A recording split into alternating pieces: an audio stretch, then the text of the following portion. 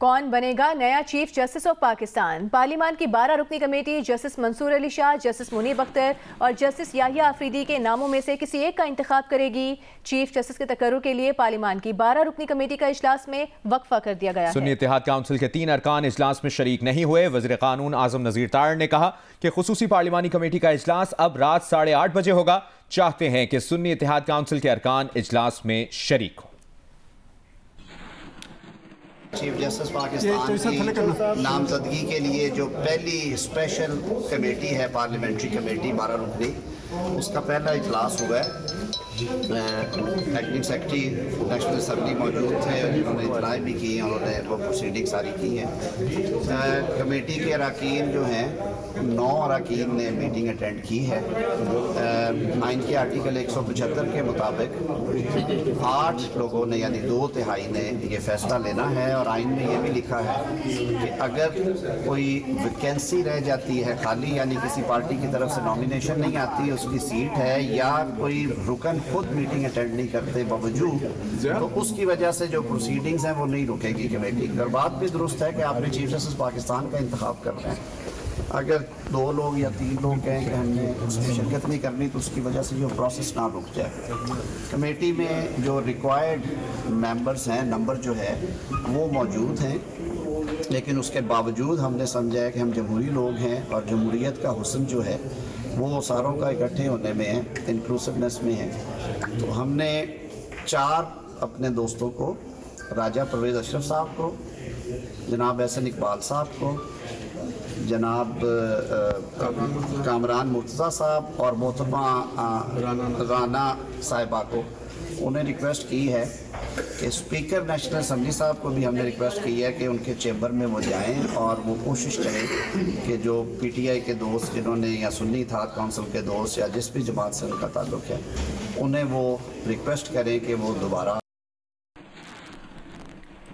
Chairman P T I barrister Gohar نے speaker قومی assembly کو پارلیمانی کمیٹی کے لیے نام دینے کی وضاحت کرتے ہوئے کہا ہے کہ پارلیمانی کمیٹی میں نہ جانے کا فیصلہ پولیٹیکل کمیٹی نے رات کو کیا۔ اسپیکر کو جلد نام اس لیے بھیجے، اگر پولیٹیکل کمیٹی جانے کا فیصلہ کرتی اور نام نہ دیے ہوتے تو پروسیس سے آؤٹ ہونے کا خدشہ تھا۔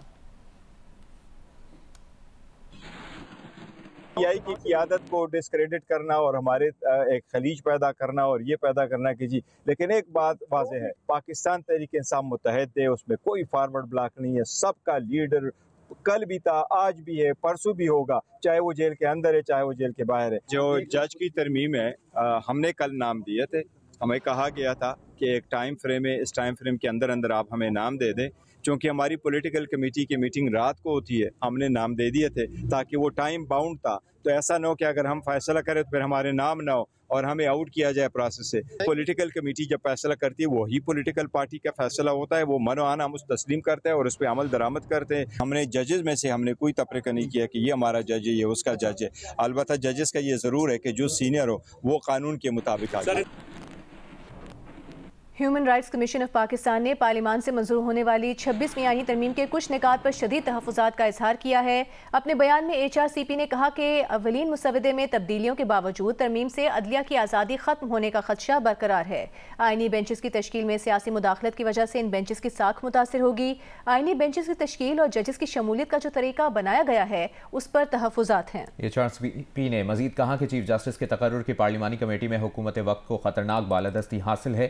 ساتھ ہی ساتھ آپ کو یہ بھی بتاتے چلیں کہ ایچ آر سی پی کو از نوٹس کی دفعہ 184(3) میں ترمیم پر کوئی اعتراض نہیں ہے۔ ترمیم کی منظوری کے لیے اختیار کیے گئے طریقوں سے متعلق اپوزیشن کے الزامات کو نظر انداز نہیں کیا جا سکتا۔ Human rights commission of Pakistan کا 26ویں آئینی ترمیم کے کچھ نکات پر شدید تحفظات کا اظہار کیا گیا ہے۔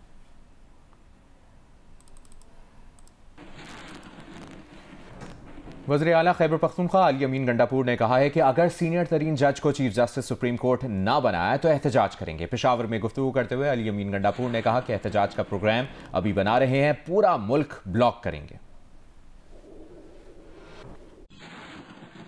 اگر وہ سینئر جج کو چیف جسٹس نہ بنایا گیا اور یہ جو پاکستان میں ایک تاریخ بار بار دہرائی جاتی ہے کہ اپنے من پسند لوگوں کو لگا کر اپنے انٹرسٹ کو اسے پروٹیکٹ کیا جاتا ہے، تو یہ بھی ایک ایسا ہی حملہ ہے۔ اب عدلیہ کے اوپر حملہ ہو گیا ہے کہ اس کو بھی محکوم کر کے آپ مرضی کے بندے لگائیں، تو پھر مرضی کے بندوں سے مرضی کے فیصلے کرائیں۔ خان صاحب سے میری ابھی میٹنگ ہونی ہے، لیکن پورے پاکستان میں ہوگا، ہم پورے پاکستان کو بلاک کریں گے اور آگے بڑھیں گے اسلام آباد کی طرف۔ جو جلدی پہنچے یا بعد میں پہنچے یا جو جہاں پہ ہوگا وہ اس کا حصہ ہوگا، پر احتجاج جب تک جاری رہے گا جب تک اب اس حکومت سے ہم جان نہیں چھڑاتے، کیونکہ یہ حکومت اب 25 کروڑ عوام کے بجائے اپنی ذات کے لیے فیصلے کر رہی ہے۔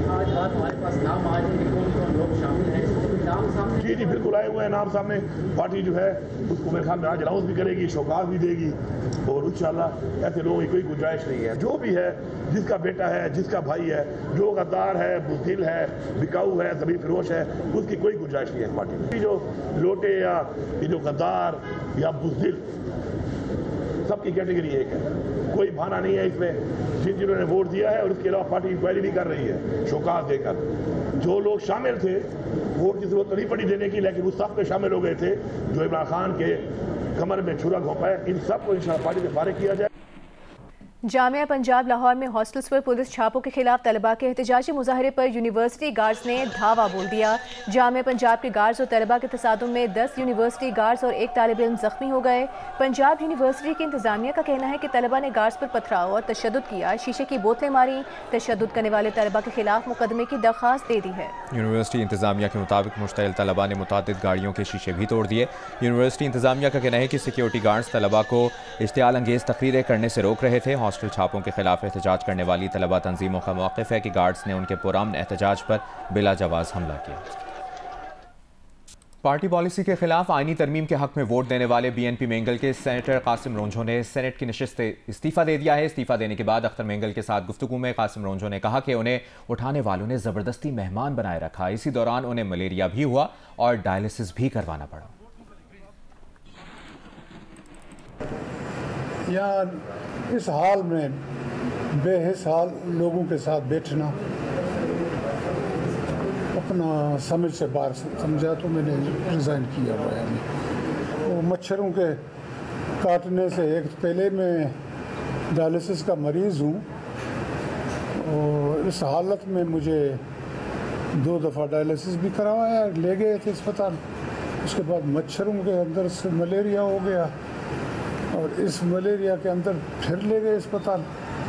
تو یہ تو سلسلے انہوں نے کیے، ان کا اخلاق تھا، برحال جو بھی ہے، لیکن میں یہ کہہ رہا ہوں کہ مجھے گھر چھوڑو، میں بھاگ تو نہیں جا رہا ہوں پاکستان سے، میں نہیں 4 دن مہمان ہو، 2 دن ہمارا بھی کھانا کھاؤ پلانا ڈھمکائی، یہ اس قسم کی باتیں رہی ہیں۔ وزیر اعلیٰ پنجاب مریم نواز کی زیر صدارت صوبائی کابینہ کا اجلاس ہوا ہے، جس میں دھواں چھوڑنے والی گاڑیوں پر جرمانہ بڑھانے کے لیے صوبائی موٹر وہیکل آرڈیننس میں ترمیم کی منظوری دے دی گئی۔ کابینہ کے فیصلے کے مطابق فٹنس سرٹیفکیٹ کے بغیر گاڑی کو نوٹس کے بعد جرمانہ عائد ہوگا۔